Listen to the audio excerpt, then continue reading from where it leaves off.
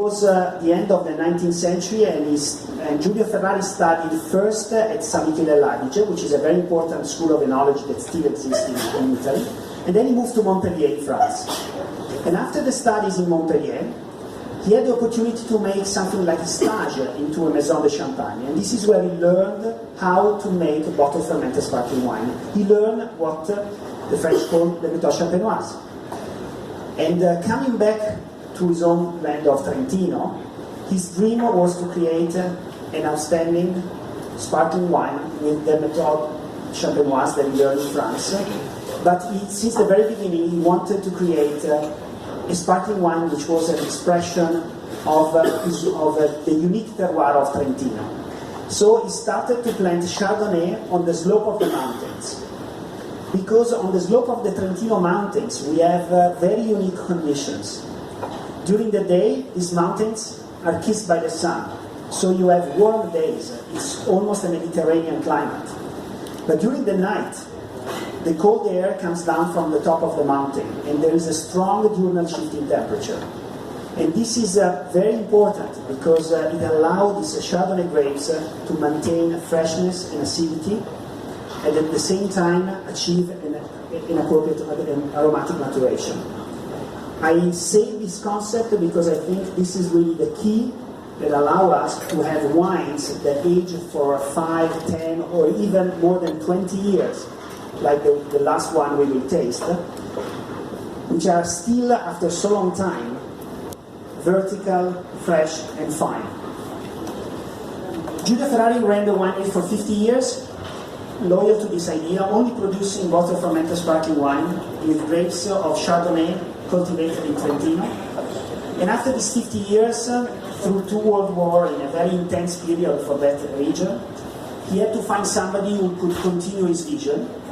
And between many pretenders, he chose my grandfather, Bruno Lunelli, as his successor.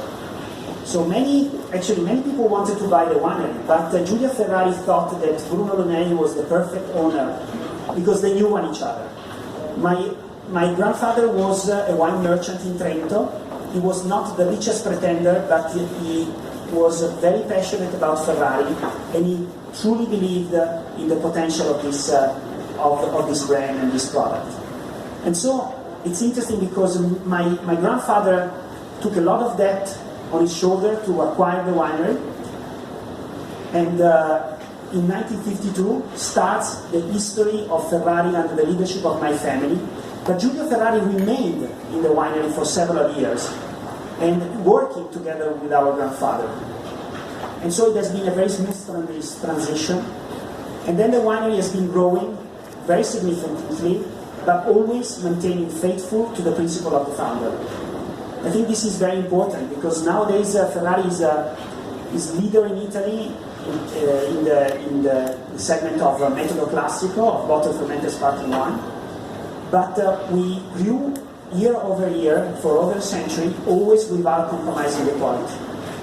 And as a winery, we remained loyal to the principle of the founder, which is first of all to reach excellence in every single bottle. I mean, this is obvious, looks obvious, but I think that it is part of the DNA of this winery since the very beginning. And if you think about it, at the beginning of the 20th century, that was not as obvious as now, because wine was in Trentino made by farmers. So nobody was really looking for excellence or looking for wines that had to be proposed in the most exclusive places. Giulio Ferrari already at that time wanted to create a wine for the most exclusive client. Like you, some of you are representing here amazing restaurants or hotel. This was the dream of Giulio Ferrari, and this is our dream now. Nothing changed. Then the idea that, we can see it. And that Ferrari is an expression of Trentino. So Ferrari has been always made with grapes from Trentino, and always will be. And again, the control of the production process from the soil to the table.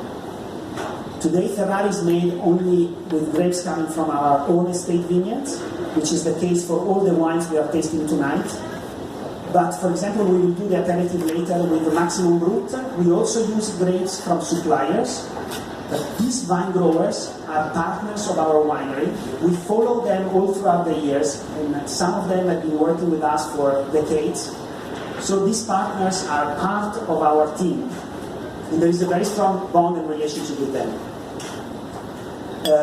One thing that I'm proud to say is that all our estate vineyards today are certified organic. It has been a long process that started with sustainable viticulture almost 20 years ago, thinking about reducing more and more the use of chemicals, and then now we have achieved the goal of the organic certification for all our estate vineyards. And it's not as easy to make organic viticulture in the mountains as probably in Sicily. But again, we made a long introduction. I think we can make already other comments while drinking our wines. And the first glass is a Ferrari Perlé. So I will start with a toast to all of you, and together also.